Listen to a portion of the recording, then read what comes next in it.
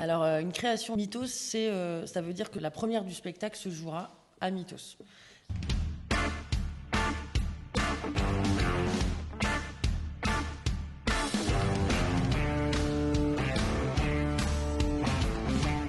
Le festival Mythos est organisé par une association qui s'appelle le CPPC, le Centre de production des paroles contemporaines. Le CPPC a un bureau de production qui s'appelle le Bureau des paroles et qui crée et vend des spectacles.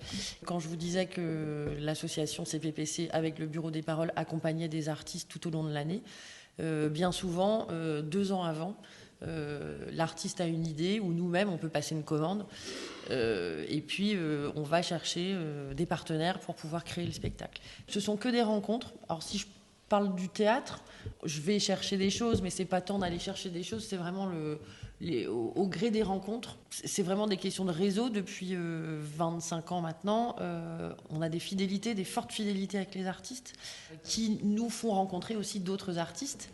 Je pense à une création qui aura lieu qui s'appelle Comment avouer son amour quand on ne sait pas le mot pour le dire. Nicolas Petizoff, c'est quelqu'un que je connais depuis longtemps et qui était comédien dans une compagnie. Il est venu me voir il y a 2 ans en me disant j'ai écrit un texte sur ma vie. Il me l'a lu comme ça, c'était dans une cuisine, je me souviens, et ça m'a absolument bouleversée. Et c'était la première fois qu'il écrivait lui-même, et il a eu envie de mettre en scène ce texte-là et de le jouer. Et c'est comme ça qu'est née l'aventure avec Nicolas. Et là, c'est le deuxième volet de sa trilogie. Donc le premier parlait plutôt de sa vie intime, d'enfant né sous X. Et puis petit à petit, il a découvert qu'il était un peu différent des autres de par son homosexualité.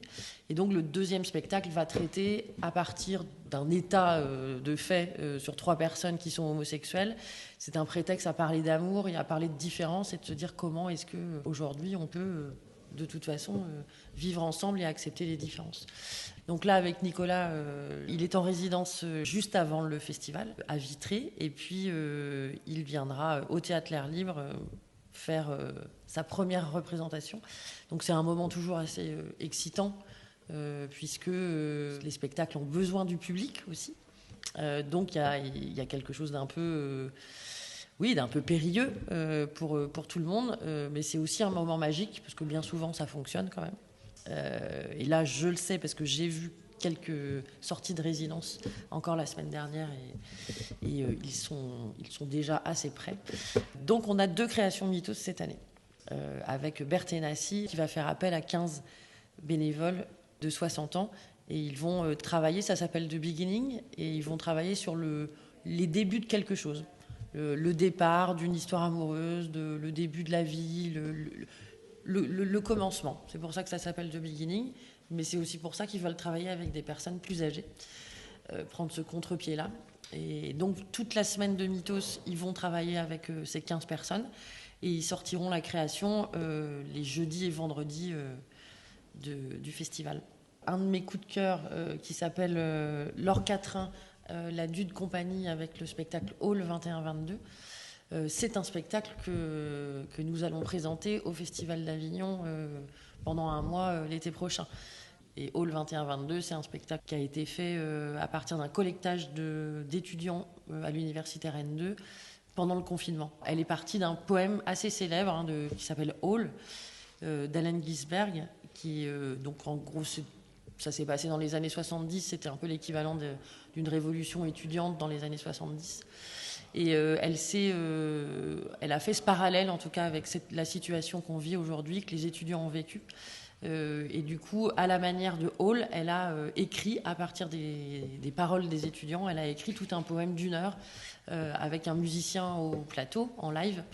Et c'est assez passionnant. C'est assez, pour ceux qui connaissent l'artiste Kate Tempest, qui fait partie du spoken word, on va dire. Elle a un phrasé un peu identique qui est très très puissant. Et puis j'aime beaucoup ce spectacle parce qu'il traite, en tout cas, il parle de la jeunesse et d'une jeunesse potentiellement empêchée. Et donc si on commence à empêcher la jeunesse, qu'est-ce qu'il va advenir de ce monde ? Je pense par exemple à une jeune artiste que j'ai rencontrée il y a 4 mois. Et ça a été un peu pas le coup de foudre, mais en tout cas la rencontre un peu évidente. Elle habitait en Turquie, elle est kurde. Toute son enfance, on l'a empêchée de parler kurde. Et elle a décidé de raconter son histoire. Aujourd'hui, c'est une histoire qu'elle ne peut pas raconter en Turquie. Elle était comédienne là-bas. Et donc, elle est arrivée en France il y a 4 ans. Maintenant, elle vit en France. Et elle décide de monter ce spectacle. Donc, je vais présenter ce qu'on appelle une maquette. C'est un spectacle qui n'est pas encore terminé. La création aura lieu l'année prochaine sur Mythos, en 2024. Mais pour le moment, on va présenter 1 heure de texte en fait, qu'elle a écrit. Et elle commence à le jouer, à le travailler. Je parle d'elle parce que du coup, elle va nous renvoyer une histoire qui est très intime, mais qui est très très universelle à la fois, qui fait référence évidemment au conflit entre le territoire kurde et la Turquie, mais ça fait évidemment référence à ce qui se passe entre la Russie et l'Ukraine, tous les combats. Ça donne un point de vue et ça éclaire et ça donne envie d'aller chercher. Donc quand on sort de ce spectacle, par exemple, on va sur Internet ouvrir un bouquin et on va chercher et tenter de peut-être d'aller un peu plus loin et de comprendre ce qui se passe en fait. Et d'être surtout concerné. Il y a quelque chose qui me tient à cœur quand même aussi cette année. C'est un spectacle qu'on a déjà fait venir il y a 4 ans qui s'appelle Désobéir. On refait venir ce spectacle-là. Il avait été joué dans une salle de spectacle, dans une boîte noire. Et là, c'est une formule en plein air. Donc ça se jouera dans le parc du Tabor le mercredi à 19h, pour le plus grand nombre, et donc sans décor. Elles seront juste équipées de micros, et elles vont le tester comme ça en espace public, comme on appelle ça. Et ces 4 jeunes femmes qui ont toutes dû désobéir à un moment donné à leur père, à leur culture, à leur famille, pour devenir ce qu'elles sont aujourd'hui. Donc c'est 4 témoignages magnifiques, et elles sont virtuoses, elles sont complètement dingues en fait, ces jeunes filles. Elles dansent, elles chantent, elles jouent, mais on prend une vraie claque pendant 1h15. Les personnes qui ne connaissent pas le théâtre, je trouve que c'est une porte d'entrée à se dire, là, je suis sûre, je mets ma main à un couplet, en tout cas, qui viennent voir ça, et ils changeront d'avis, en tout cas, sur ce que peut être le théâtre. En tout cas. Voilà. Et je trouve ça chouette qu'elles aient envie de le faire dans la rue, en fait, parce que tout le monde n'a pas accès au théâtre. Il y a des gens qui ont peur, il y a des gens qui n'ont pas les moyens, des gens ça ne fait pas partie de leur vie. Et que de proposer quelque chose dans l'espace public, ça peut être aussi une façon, c'est des nouvelles façons, en tout cas, de porter des paroles aujourd'hui.